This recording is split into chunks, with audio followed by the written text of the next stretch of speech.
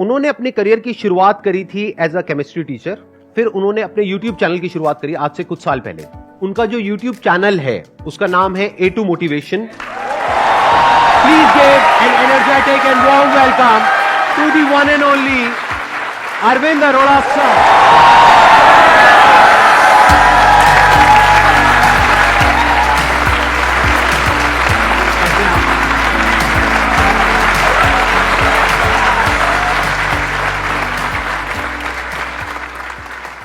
कितने लोग जानते हैं इनको? सारे जानते हैं, सबने इनकी वीडियोस देखी होंगी। इनके बारे में वैसे तो मेरे पास में बहुत कुछ है बोलने के लिए, और अगर मैं बोलता रहा, इनकी तारीफ करता रहा, जो इनकी पर्सनालिटी है, जो इनकी वीडियोस है, तो आई थिंक पूरा सेशन इसी में निकल जाएगा। लेकिन अगर मेरे को शॉर्ट में बोलना हो, सिर्फ एक लाइन के अंदर अंदर जो मैंने ऑब्जर्व किया, इस पूरी दुनिया की पॉपुलेशन कितनी है? 1.5 इंडिया की नहीं, पूरी दुनिया की पॉपुलेशन कितनी है? मोर देन 7 बिलियन, मतलब मोर देन 750 करोड़। उससे ज्यादा इनके चैनल के ऊपर व्यूज है।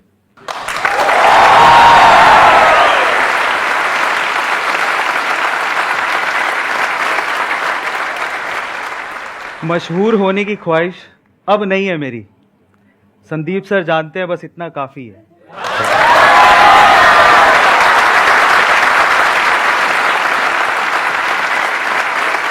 हर बार हम लोग स्टेज पे आते हैं, हमारे लिए तालियां बजाते हैं यार। मैं आपको लिटरली बताता हूँ, एक्चुअली हमारे होस्ट एंड मेरे फेवरेट, मैं जिनका खुद बहुत बड़ा फैन हूँ, एक्चुअली हमें उनके लिए आज स्पेशली तालियां बजानी चाहिए।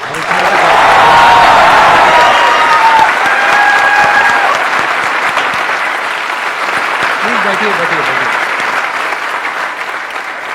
आज लेकिन इनका दिन है, तो आप जो भी पूछना चाहते हैं इनसे प्लीज आप बैठिए। इनके सवालों से पहले मैं एक लास्ट बार, उस टाइम नर्वस था सर। हाँ। मेरी दिली इच्छा थी कि मैं आपको गले लगाऊं, मैं आप ढंग से आपको गले लगाऊं। अरे सर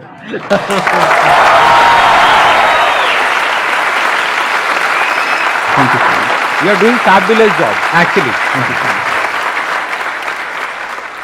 एक्चुअली मैं पहले एक ऑफलाइन टीचर था, और वो भी गेट की कोचिंग करवाता था। उसके बाद मैं एक केमिस्ट्री टीचर बना, उसके बाद मैं ऑनलाइन आया, और 2019 में A2 मोटिवेशन मैंने स्टार्ट किया था, जहाँ पर मैं फैक्ट और मोटिवेशन की वीडियोस बनाता हूँ, शॉर्ट्स। एंड मैं एक राइटर भी हूँ, और अब एक एंटरप्रेन्योर हूँ। मेरा खुद का एक स्टार्टअप है जो कि बेंगलोर से हम लोग ऑपरेट करते हैं। सो ये मेरा रोलर कोस्टर राइड है। अब इस सेगमेंट में आप जो भी सवाल पूछना चाहें, स्वागत है आपका। आप रेगुलर वीडियो डालते हैं, पर डे मैंने जैसे आपके देखता हूँ कि आपकी वीडियो आती रहती है, तो उस कंसिस्टेंसी को कैसे बनाए रखने हैं आप? क्योंकि आपके बहुत सारे वर्क है, तो आप उसको मैनेज कर रहे हैं और साथ साथ वीडियो भी डाल रहे हैं। सर वो चीज़ में जानना चाह रहा हूँ।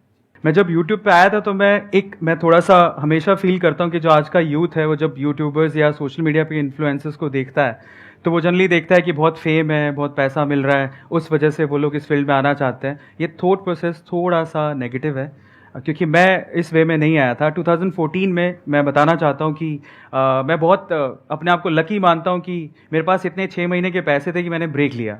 वो थॉट प्रोसेस बहुत इंपॉर्टेंट है, उसी के बारे में अभी बता रहा हूँ। वो 6 महीने का ब्रेक लिया, उसमें मैं खुद को एक्सप्लोर करना चाहता था कि मेरी कैपेबिलिटीज़ क्या है, मैं क्या करना चाहता हूँ। तब मुझे यूट्यूब की याद आई। मैंने कहा एक ऐसा प्लेटफॉर्म है जहाँ पे अगर मैं जो सीखा हूँ उसके अगर मैं एक वीडियो बना देता हूँ और उसे मैं अपलोड कर देता हूँ, तो मुझे अगर आप 10 साल बाद भी देखना हो, या मेरे बच्चों को भी सिखाना हो कि देखो मैंने ये इजाद किया था जिसकी वजह से मुझे फैसिलिटेट किया गया था, मैं एक वीडियो अपलोड करता हूँ, ताकि ये एक लाइफ टाइम तक सेव रहेगा। मैं इस वे से आया था। मुझे पैसा नहीं कमाना था, मुझे फेम नहीं कमाना था, मुझे अपने लिए वीडियो बनाना था ताकि वो सेव रहे, ताकि 10 साल बाद भी भूल जाऊं तो मैं रिकॉल कर सकूं। और जहां तक रही अपनी लाइफ को मैनेज करने की चीज़, अगेन वो स्केड्यूल पे डिपेंड करता है। अगर आप प्रॉपरली अपने आप को, अपने स्केड्यूल को मैनेज करोगे तो आप सारी चीज़ें कर सकते हो। पहले थोड़ा डिफिकल्ट लगता था, क्योंकि पहले वन मैन आर्मी था मैं, अकेले ही खुद ही स्क्रिप्ट लिखना, खुद ही शूट करना, उसके बाद एडिटिंग में कहीं ना कहीं एक एडिटर था मेरे साथ में, बट फिर भी वहाँ पार्टिसिपेशन था। लेकिन अभी टीम हो गई है, तो मैं थोड़ा टाइम मेरा बच जाता है, अगेन थोड़ा ज़्यादा ही बच जाता है। तो मैं उसमें थोड़ा बहुत एक बुक लिखी है मैंने, वो भी लॉन्च हो गई है, उस पर भी मैंने काम किया, और फाइनली मैं अपने स्टार्टअप पे भी काम कर रहा हूँ। So it's all about your scheduling. अगर आप अच्छे से टाइम मैनेजमेंट, जो कि स्किल संदीप सर भी सिखाते हैं, अगर वो सीख लें, अपने आप को मैनेज करना सीखें, और सिर्फ लिखने से कुछ नहीं होता। आपने पेपर पे लिख लिया मैं इतने बजे उठूंगा, commitment is very much important. अगर आप अनुशासित हैं, कमिटेड हैं, तो आप आगे जा सकते हैं। और कई लोग अनुशासन को, यानी कि डिसिप्लिन को भी एक अलग तरीके से देखते हैं। उसका रियल डेफिनेशन ये नहीं है कि किसी भी काम को रेगुलरली करना, नहीं। चाहे वो काम आपकी पसंद का हो या पसंद का ना हो, फिर भी अपने फ्यूचर के लिए, अपने आप के लिए, अपनी फैमिली के लिए, अपनी सोसाइटी के लिए नापसंद होने के बावजूद भी अगर आप उसे कंसिस्टेंसी से करते हो, रेगुलरिटी से करते हो, दैट इज कॉल्ड डिसिप्लिन।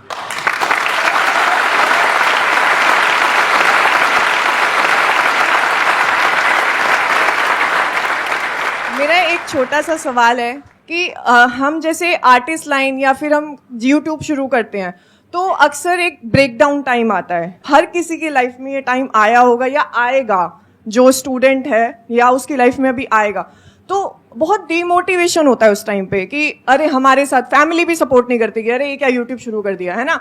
मतलब वो एक सोर्स नहीं मानते इसको, क्योंकि हर पेरेंट्स चाहता है कि हमारा बेटा डॉक्टर बने, इंजीनियर बने, ये बने वो। कभी कोई ये नहीं चाहता कि तुम जाओ आर्टिस्ट लाइन में, जाओ हीरो बनो, हीरोइन बनो। कोई सपोर्ट नहीं करता।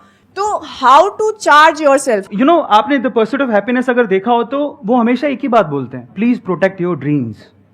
क्योंकि वो ड्रीम्स है ना आपके लिए बहुत खास है, दुनिया के लिए नहीं है। उसको आपको खुद को प्रोटेक्ट करना है। अब उसके लिए आपको कुछ भी कीमत चुकानी पड़े, you have to do that. और इसी का नाम जिंदगी है। अप्स एंड डाउन्स तो आएंगे ही ना लाइफ में, लेकिन अगर आप उन अप्स एंड डाउन्स में अपने सपनों को खो दो, छोड़ दो, तो फिर सपने आपके पास आए ही क्यों हैं? बड़े सपने देखने हैं तो कीमत चुकानी पड़ती है, और वो आपको चुकानी चाहिए। उसके लिए कुछ भी देना पड़े, you have to give your self as well. मेरा ऐसा मानना है। एक्सेलेंट।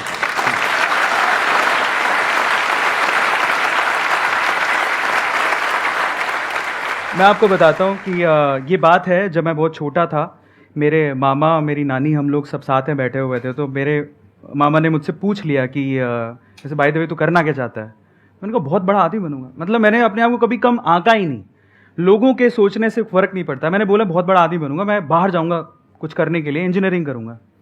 तो मेरे मामा हंसने लग गए। ऐसा होता है जनरली, लोग फैमिली में होता है, आप लोग कोई ना कोई आप पे हंसा होगा। तो उस दिन वो हंस लिए, मेरे मामा उस दिन हंस लिए। काश वो ना हंसे होते तो आज मुझे यहाँ ना देख रहे होते, पर हंस लिए। तो अच्छा है ना। तो अच्छा, तो हंसते मुझे बोले कि एक्चुअली मेरे जो फादर है वो शॉपकीपर हैं सर, बहुत छोटी सी दुकान है। तो मेरे मामा ने मुझसे उस दिन जो स्टेटमेंट कहा, वो मेरा one of life changing moment है। ही वो सेइंग कि मैं तेरे पापा को जानता हूँ, तू कल भी दुकान पे बैठता था, क्योंकि मैं 7 साल की उम्र से दुकान पे बैठ रहा था, कि तू कल भी दुकान पे बैठता था, आज भी दुकान पे बैठता है और कल भी दुकान पे बैठेगा। मैं मन में क्या सोच रहा था पता है? मैं बहुत छोटा था। मैं मन में क्या सोच रहा था, यार इसने मेरा भविष्य लिख दिया। कमाल है, मतलब प्रेडिक्ट कर दिया। अब ये भविष्य ऐसा होना नहीं चाहिए, उसकी जिम्मेदारी मेरी है, उसको तो बदल के रहूंगा।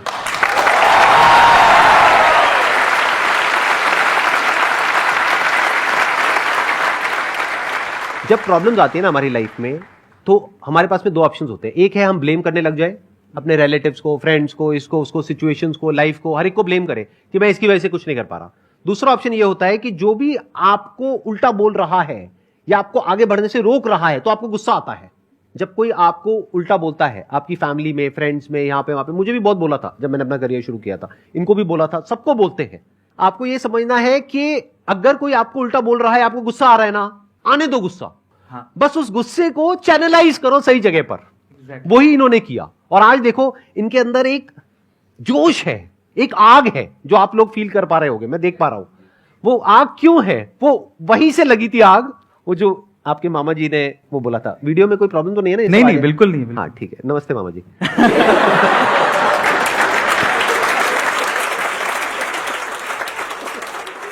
मैं आपसे पूछना चाहता हूँ कि how to be clear on thoughts, मतलब जो हम सोचते हैं और उसको इम्पोज भी करना है। और कई बार डिसीजन मेकिंग में भी हमें मतलब दिक्कत हो जाती है कि कोई डिसीजन ले तो लेते हैं लेकिन उसको अप्लाई नहीं कर पाते। बहुत अच्छा सवाल है।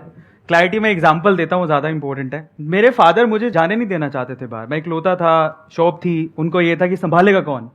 तो हमेशा जब भी मैं बाहर जाने की बात करता था तो वो कहते थे कि नहीं, पॉसिबल नहीं है।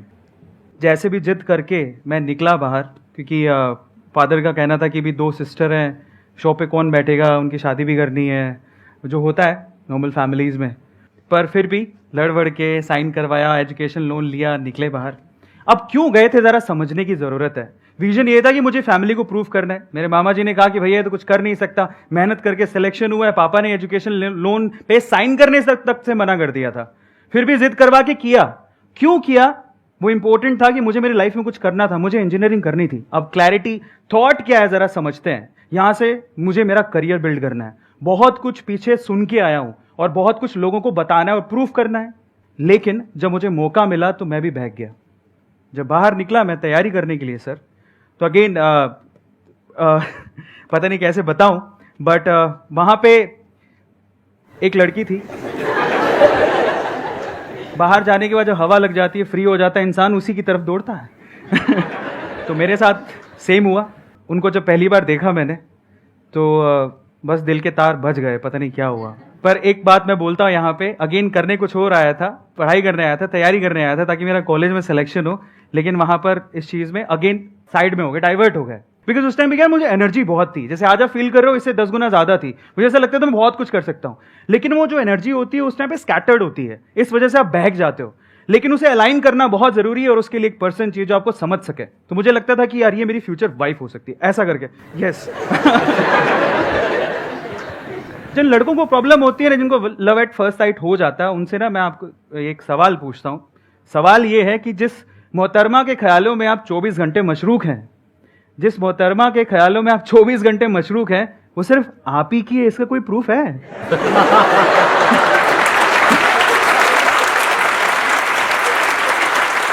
उसके आने का इंतजार करना, उसके जाने का इंतजार करना, उसे देखना, है ना? बिल्कुल होता है। 6 महीने मैंने खराब कर दिया, कुछ पढ़ाई नहीं की, मैं भूल गया मैं क्या छोड़ के आया हूं, किन बातों को यार प्रूफ करने के लिए छोड़ के आया हूं, यार वो सब भूल गया मैं। गलत बात है, पर बहक गया, कुछ नहीं कर सकता था। तो मैं उनके पास गया और जाके मैंने उनको बोला, मैंने कोई लव यू कुछ नहीं बोला, स्ट्रेट फॉरवर्ड बता रहा हूँ।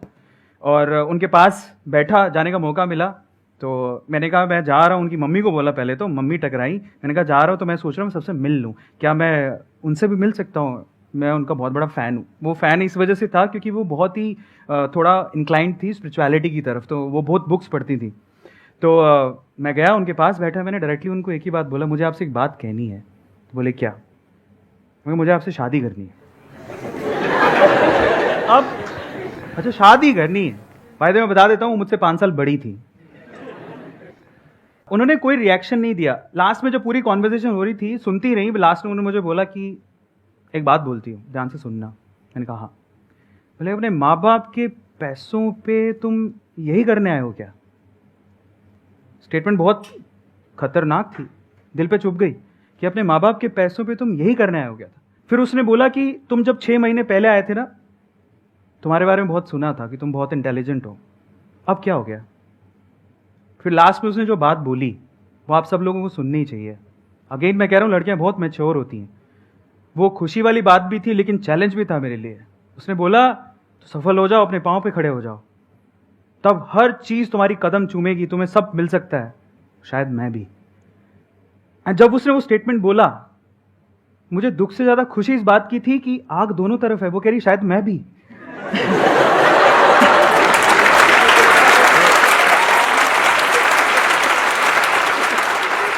आज वो मेरे साथ है और मेरी सफलता में उसका पूरा हाथ है।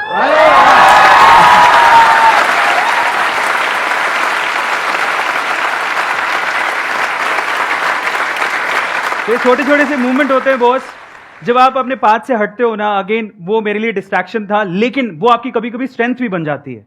अगर मैं सीधे चले जाता, ठीक है मन में रख के, पर मैंने वो रिस्क उठाया। रिस्क है तो इश्क है, रिस्क उठाया तो सामने से स्टेटमेंट आया, समझ में आया कि हमें करना क्या है, फाइनली उसी पाथ पे दोबारा आ गए। तो आपकी लाइफ बनती है, बिगड़ती है आपके आसपास के लोगों से जो आप चूज करते हो। और अगर आपकी चॉइस सही है तो आपकी जिंदगी बन सकती है और बहुत बेहतर बन सकती है। और उसने मेरी जिंदगी को बहुत बेहतर बनाया है, जो आपके सामने मैं हूं।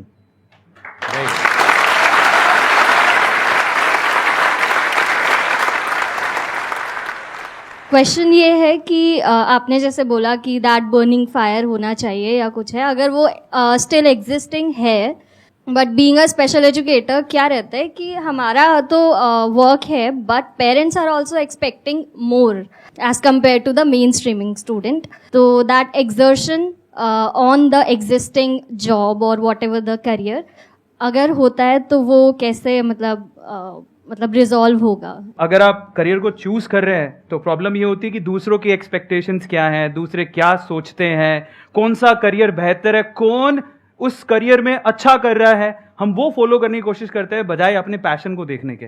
मैं बड़ा खुश हूं इन्होंने कहा कि मैंने उस करियर को चूज किया, जनरली लोग जाते नहीं है। बहुत बढ़िया बात है यार, मानना पड़ेगा, बिकॉज आप लोग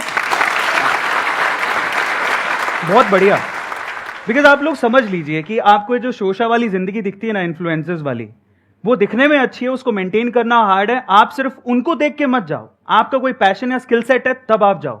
और इंडिया को सिर्फ इन्फ्लुएंसर्स की जरूरत नहीं है, बाय द वे। हमें बहुत सारे फील्ड में, हमारे इंडिया में यूथ बहुत अमेजिंग है, बहुत। लेकिन प्रॉब्लम क्या है, सोशल मीडिया पे दिखता है तो हम फॉलो करने लगते हैं, अपने पैशन को भूल जाते हैं, या आपका जो स्किल सेट है, जो आप जिस चीज के लिए बने हो वो भूल जाते हैं। करियर पे ध्यान रखिए, अपने करियर को चूज करने के लिए, दूसरों को दिखाने के लिए या दूसरों के एप्रिसिएशन के लिए करियर को चूज मत करो, या दूसरों के एक्सपेक्टेशंस पर खरे उतरने के लिए अपने करियर को चूज मत करो बॉस। अगेन कह रहा हूं, जिंदगी आपकी है, सपने आपके हैं, आप अपने हिसाब से अपने करियर को चूज करिए। आपका पैशन क्या है, आपकी पॉजिटिविटी क्या है, आपके कैलिबर्स क्या है, उसके हिसाब से अपने करियर को चूज करना बहुत जरूरी है। मैंने अभी थोड़े दिन पहले एक स्पिरिचुअल गुरु है, she is really amazing, Jaya Kishori ji, उनके साथ एक पॉडकास्ट किया था, उनका नाम लेना चाहूँगा मैं, और वो पॉडकास्ट अभी रिलीज़ हुआ है। तो उनसे मैंने एक चीज़ सीखी। देखिए, लोग आपको बहुत कुछ कहेंगे, बहुत कुछ, वो गाली भी निकालेंगे, आलोचना भी करेंगे, they will abuse you, they will criticise you. यार वो लेना नहीं लेना आपके हाथ में, इग्नोर कर दो, छोड़ दो उसको। हार्ड है, लेकिन अगर आपने ये कला सीख ली कि दूसरों के क्रिटिसिज्म को कैसे एक लाइन के बाद, एक बाउंड्री के बाद अपने तक आने ही नहीं देना है। अगर आपने 200% किया है ना, that's it, straight forward, simply बोल रहा हूं, दूसरों की क्रिटिसिज्म को भूल जाओ। अगर मन से सेटिस्फैक्शन है ना कि मैंने बच्चों के लिए बहुत दिन रात मेहनत की है, 200% दिया है, क्रिटिसिज्म मैटर ही नहीं करता, जब तक आपका मन आपको अप्रिशिएट कर रहा है। और आपके मन का अप्रिशिएशन बहुत ज्यादा मायने रखता है।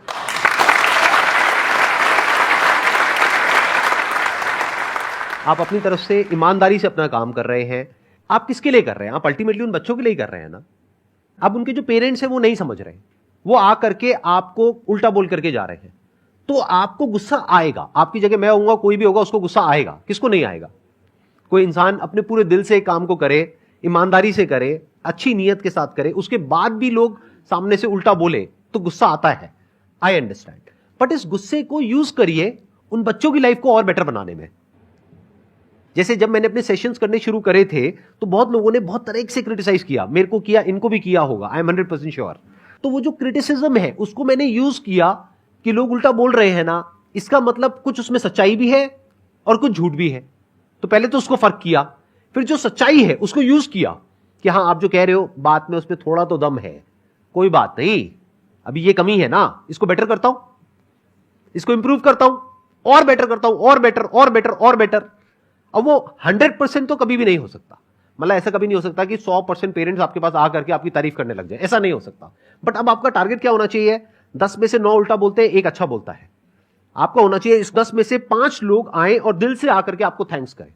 तो उसके लिए क्या करना पड़ेगा? आपको और एफर्ट करना पड़ेगा, जो अभी कर रहे हो उससे और ज्यादा करना पड़ेगा, अपनी स्किल को और अपग्रेड करना पड़ेगा। अब वो आप क्या करोगे, कैसे करोगे, वो आपको पता है, क्योंकि वो आपकी लाइन है, हमें नहीं पता है। तो अगर आप वो कर पाते हो और उस तरह से आगे बढ़ पाते हो तो सिर्फ अभी जिस स्कूल में आप पढ़ा रहे हो वहीं पर नहीं, आगे भी लाइफ में बहुत आगे जा सकते हो। अपॉर्चुनिटीज बहुत है और उन्हीं लोगों के लिए है जो इस तरीके से लाइफ में आगे बढ़ते हैं। क्योंकि अगर उनके कहने पर आप रुक गए तो नुकसान किसका है? इसको ऐसे देखो, आपने कहा कि अब मैं अपना जो काम कर रही हूं ना, उसको अच्छे से करने के बाद भी कुछ मिलता तो है नहीं, मतलब अपना काम अच्छे से करने के बाद भी उल्टा ही सुनने को मिलता है, तो काम करना ही क्यों है? भाड़ में जाए, मुझे क्या फर्क पड़ता है।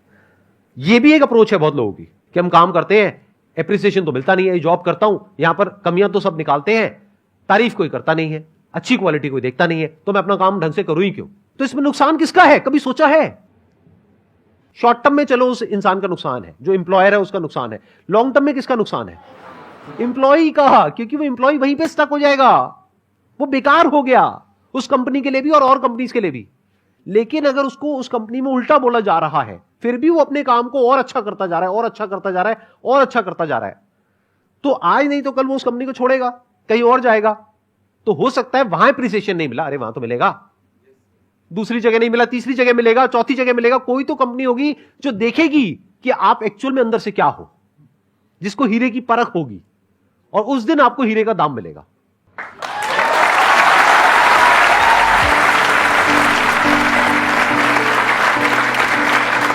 It was really a pleasure meeting you and pleasure talking to you. Thank you so much for coming. It means a lot to me Thank you so much. and to everybody here. Thank you so much.